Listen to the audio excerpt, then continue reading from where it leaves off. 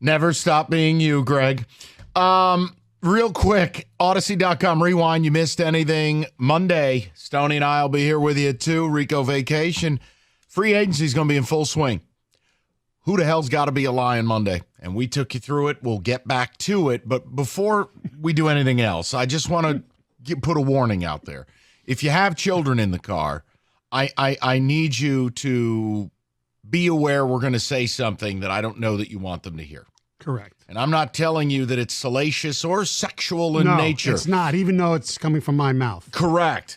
But Mike Stone just told me the most horrifying thing I've ever heard.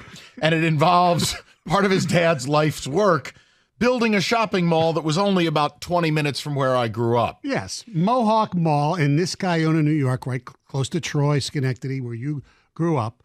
1970. It was the first mall that the company my dad worked for. He was in charge of leasing. So, stores like Orange Julius and Chess King, he would be, Could you confirm or deny that Orange Julius is not actually a store, but is a front? Please. I used to think maybe it's named after for Dr. J, It's something I've believed my whole life. Yes. So Get to the headline, though. So I was just looking through the Wikipedia about Mohawk Mall, and there's a quote from my father. I showed that to you. And there's like events, that have taken place. For instance, in 1991, the crew from ABC's America's Funniest People were at the center court there. That's not the headline. In 1985, the Pepsi Challenge came to the mall. That's not the headline. All right, here we go.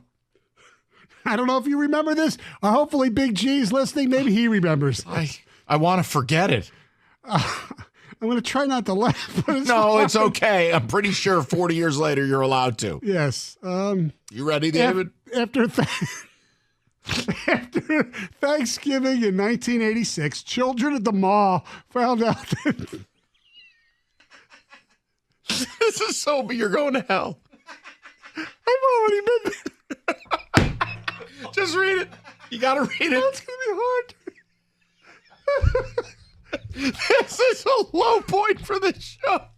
Anyway, I should have you read it because I can't anymore. After Thanksgiving 1986, children at the mall found out that Santa Claus was not real. No, here's why. When the man pretending to be Santa Claus had a heart attack and died in front of...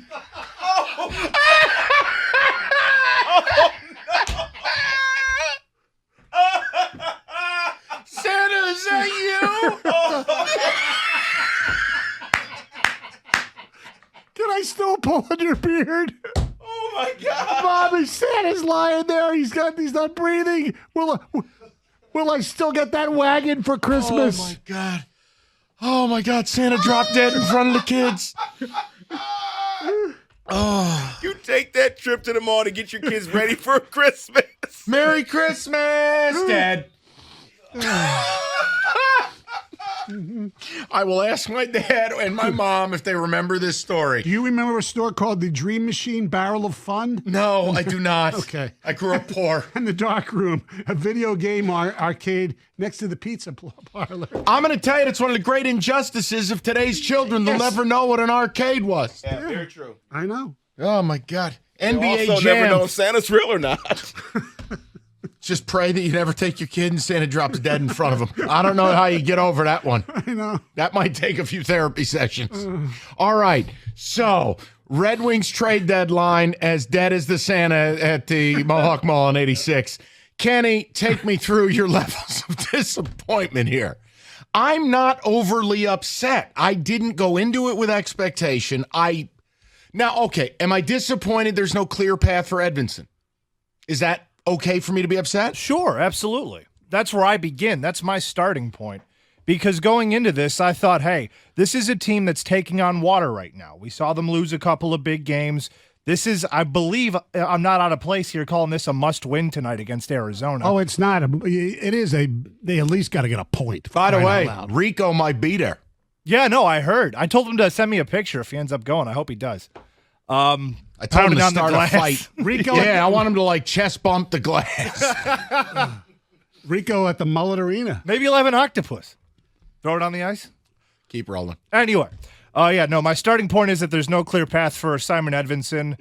And I'm not like, my hair is on fire Steve Yzerman. I'm not overreacting. I'm not freaking out. But to say that I'm not a little disappointed or a little bummed out about it wouldn't be accurate. I'd be disappointed if I thought they had a chance to, once they got to the playoffs, which obviously they have a chance, to make some legitimate noise. I don't think they can do that. I think at best, you win a first-round playoff series. I think if it broke right and you were pesky and you get into a 7-game series and puck luck's on your side, they could do that. I don't think anyone's going to be pumped up to play them. No, although the way it's going to be, do you trust them against – I know what happened last year, but Florida as an 8 seed was a hell of a lot better than the Wings would be, let's say, as an 8 seed playing Florida. Yeah, of course. But So, I've seen it too many times in hockey where maybe I've given myself a false sense of security. But it's usually the hot goalie or something. I just don't think – no offense, because he's played way over what anybody thought he would.